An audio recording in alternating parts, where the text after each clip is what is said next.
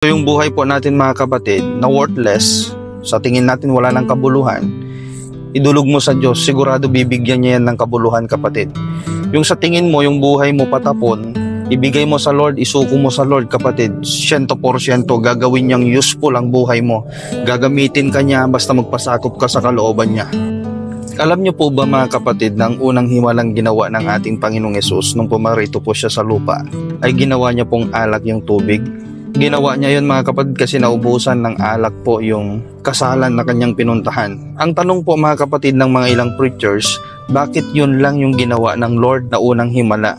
Pero kung titignan mo lahat ng ginawa ng Lord na himala po nung pumarito siya, isa po yun sa mga masasabi kong pinakadakilang himala. Bakit ko po nasabi mga kapatid?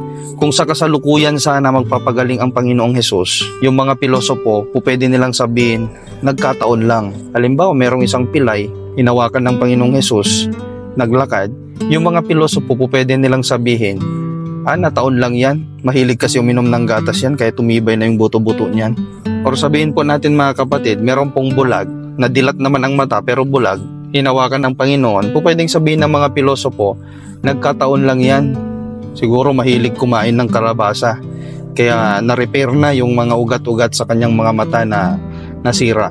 Pwede pong ganun mga kapatid eh.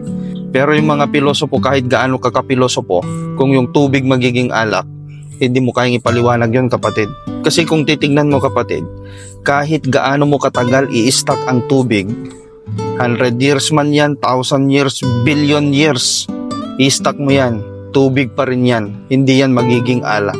Pero yung ginawa ng Panginoong Hesus, ginawang alak po yung tubig po mga kapatid. Di po ba napakadakilang himala yung ginawa ng Panginoon? At sa karagdagan po mga kapatid, kung babasahin po natin ang Biblia, yung tubig na yun ay gagamitin sa paghuhugas. Panghugas, hindi iinumin.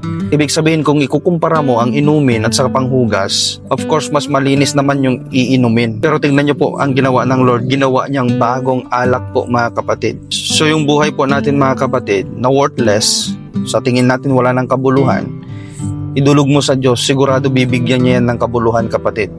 Yung sa tingin mo, yung buhay mo patapon, ibigay mo sa Lord, isuko mo sa Lord kapatid, 100% gagawin niyang useful ang buhay mo. Gagamitin ka niya basta magpasakop ka sa kalooban niya.